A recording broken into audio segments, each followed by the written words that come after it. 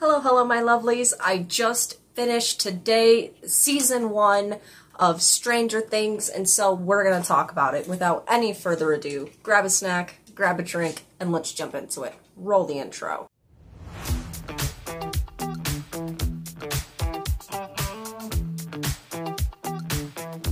Welcome back. Now, let's start about what is this show about? What is Stranger Things?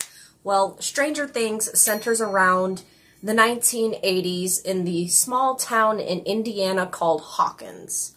And in Hawkins, there is this lab, and a young boy named Will goes missing. And then this girl named 11 shows up, and it just spirals into this paranormal kind of show, and there's a lot of characters, and it's a huge phenomenon now. And that's why I decided to watch it, because originally I'm one of those people that like to binge a show after it's complete, but my best friend decided to make me watch Stranger Things, even though I was trying to watch it, and then I thought, maybe I should wait, even though now it's popular again. But her persuading me, telling me to watch it, got me to do it, so that's the premise. That's why I'm here. Now, let's get into the characters. Now, Will is the kid that gets taken. We don't really know that much about him besides him and all his friends love to play Dungeons and Dragons.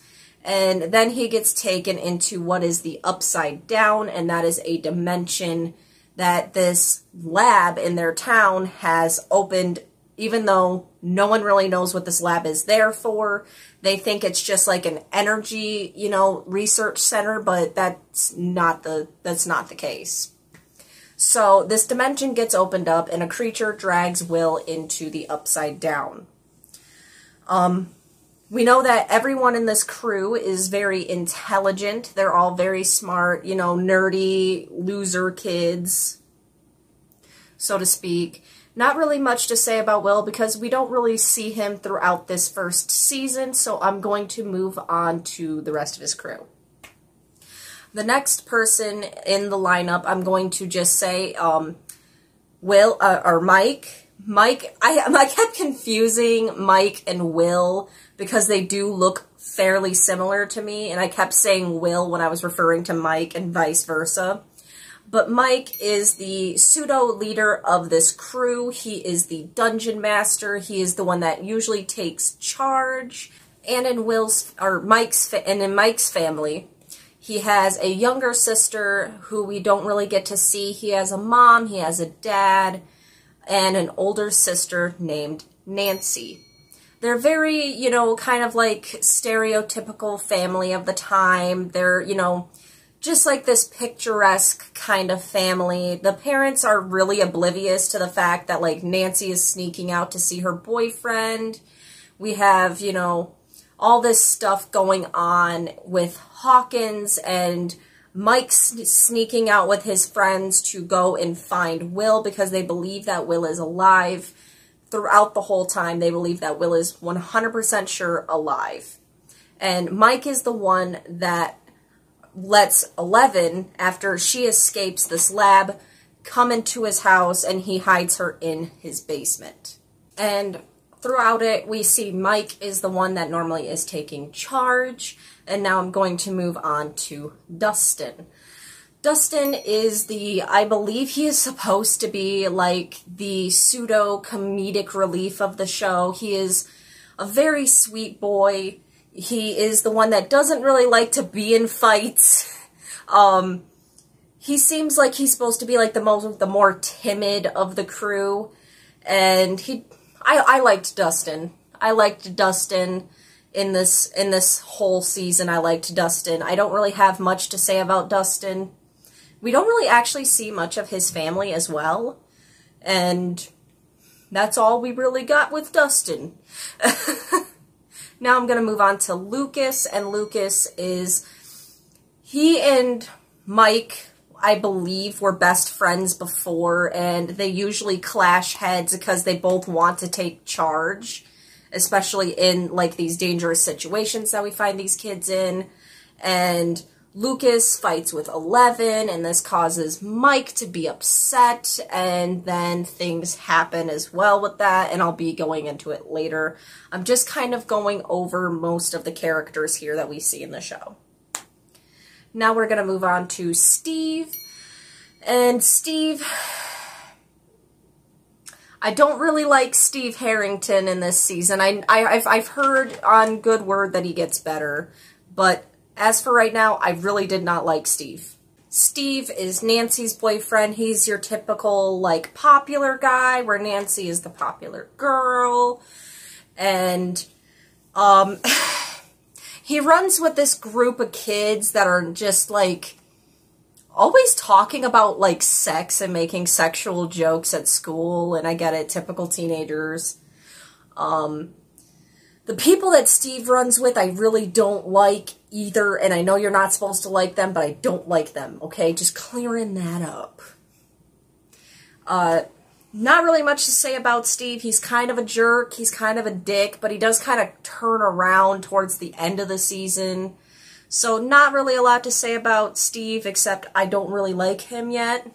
Same thing with Nancy. I kind of like Nancy. I don't really know how to feel about Nancy right now. I mean, she has her moments. She was kind of annoying in, like, the beginning of the season. But I do kind of like her towards the end. Now we're going to move on to Jonathan. And Jonathan is the older brother of Will, who is the missing child in this season.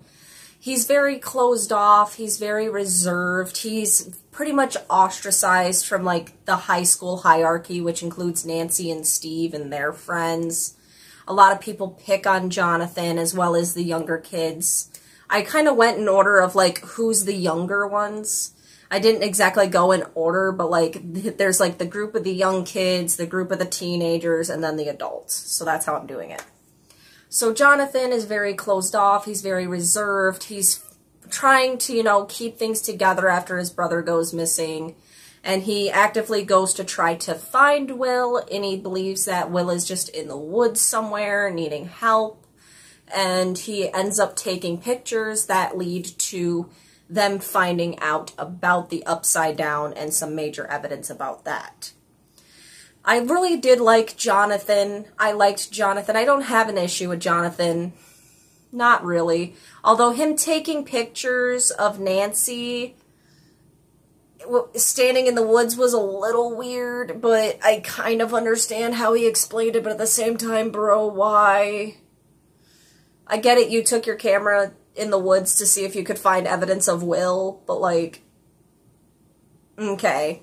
That's the only gripe I have with Jonathan. We're going to move on to the adults now. I'm going to leave 11 for the end because I think I have the most to say about her. So we're going to move on to Hopper, and Hopper is the police chief. He has issues with, I think it's implied that he has a pill problem. He's just, you know, your typical small town sheriff that's kind of in over his head. He has a daughter that he misses because she passes away before the show starts, and a wife. I believe the wife divorced him or something. I'm not sure. We don't really know what's happened to his wife by the end of this first season, so we really don't know. I liked Hopper. He's kind of, you know, very gruff and rough, like, just like your typical gruffy kind of tortured small town sheriff that gets over his head when things start hitting the fan. Not really a lot to say about Hopper. I'm just giving you guys my honest opinions. I literally just finished the finale before I started filming this. So I really don't have that much to say about Hopper besides I liked him. Now we're going to move on to Joyce, and Joyce is Will's mom, and she does not believe that Will is dead. She has a gut feeling, you know, that mother's instinct that tells her that, you know, Will is alive, and later on she starts getting messages from Will in the Upside Down and is fighting her damnedest to try to get Will back, and everyone starts calling her crazy. There's, you know, all this stuff going on, and she's just I loved her. I loved Joyce. The Winona Ryder, I think, was the most strongly acted out of everybody, besides maybe Millie Bobby Brown, who played 11. But Winona Ryder sells this role of this, like, tortured mom searching for her son. And it was breathtaking for me to watch because I've always loved Winona Ryder in movies and stuff. But, like, she acted her ass off in this season. The emotional moments hit with her. She just sells the role of Joyce so well. And honestly, I don't see anyone else in this role. Nope. I've seen her as Joyce now. I can't unsee it, and I loved her so much. I think she's one of my favorite characters in the show, is Joyce. And now we're going to talk about 11. I mean, there's a lot of other, like, smaller characters that come and go within the show, but I'm not really going to talk about them because they don't really have much impact on the story. I'm only going to talk about the people that have an impact on the story. Now, I do love 11, and 11 is this young girl. We don't really know that much about her past besides she has been an experiment. She has been experimented on by this laboratory in Hawkins, and she has abilities. She has telekinesis. She's able to move things with her mind. But she has an issue where if she uses too much of her powers, she starts to bleed through her nose and she starts to, like, really lose energy. Like, she can only use her powers so much, and I like that about her powers because if she was able to just use them willy-nilly, she would just basically be a superhero. And I like how they put that into the show so that 11 is not overpowered. There is an extent to how much that she can do with her powers. And a lot of the show circles around 11 and her past and how this ties to Will and Hawkins and the Upside Down. And I loved 11. I really like 11. She doesn't really speak that much, but, like, I understand why. She's been sheltered and kept it basically in a cage, experimented on, and used as a weapon. So she has a hard time, like, opening up at first. She's really, like, suspicious of people, as she should. And her slow progression through the show of, like, slowly opening up to this smaller group of kids, especially Mike, was really nice to see. And I felt like the whole season overall was very well paced. This was a very solid season, in my opinion. Now, the Upside Down is that dimension that we find out later on that 11 was accidentally the one that opened it when the person that's been taking care of her that she calls Papa, who is this Dr. Brenner, who basically is the one running the whole laboratory. He has ties to MK Ultra, which, if you don't know, was a real thing back in the 60s. Where they did mind experiments on people, trying to get them to, like, learn telekinesis and stuff. It was very much like the government took people and experimented on them and no one was allowed to know. So I really do like how the creators kind of incorporated that into the show. I do like that. And 11's the one that accidentally opens the portal to the Upside Down, or the Gateway, as they called it in the show. And not really much to say about 11 besides I loved her. I think she's a really cool character, and I can't wait to see I'm pretty sure she comes back in season 2. Not really much to say about her. Now I'm going to get into, like, the nitty-gritty kind of things of the show. I really did not enjoy Lucas. I did not enjoy Lucas in this whole season. Because he's very angry for, like, no reason. Lucas, you know, starts fighting with 11. He starts calling her a weirdo. He starts, you know, bullying 11 when they show it countless times that these kids are bullied at school. So I don't understand why Lucas takes on, like, bullying 11 and calling her a weirdo and a freak and all this other stuff. And he starts calling her a traitor. Like, he's very suspicious of her. And it seems like he's the only one that is suspicious of her. And I understand his, like, motives. You know, he's you know, really suspicious about this girl that's just come into their lives, and she has these powers, and there's these bad guys coming after them now because of her. But I think they took it a little too far with, like, his paranoia, because I felt like he was just bullying 11 for no reason, even though time and time again she shows that she's friendly, she shows that she's willing to help find Will. Although sometimes she doesn't want to go, you know, near the lab because that's where she escaped from. She doesn't want to get dragged back into that place. And Lucas doesn't seem to really understand that, and I get it. 11 doesn't exactly say it out loud that that's where the gateway is. But at the same time, I don't understand, like, why he's so pissed after she repeatedly shows them that she is a friend to them. And he keeps going. I don't really understand it. So, yeah, that's my gripe with Lucas. I hope he changes. I hope he changes in season 2. Because right now, I really don't like Lucas. I like Dustin. I like Mike to an extent, but there's this moment with Mike towards the end where he just kisses 11, and I really don't like that. I know there's probably people that ship them, but I didn't like it. I felt like that was the wrong time for them to share a kiss, and I know that, like, Mike has a thing for 11. 11 finds, you know, her first real friend in Mike, but it felt like the romance, like, the kiss was just kind of sprung up on you. Even though you know he has a crush on her, but she doesn't really show, like, reciprocate that. She shows more of, like, I trust you, you're my friend. And he just kisses her. I didn't like that. I didn't like that. I felt like they should have waited for, like, a season where 11, you know, is, like, getting used to the outside world. She's able to speak more.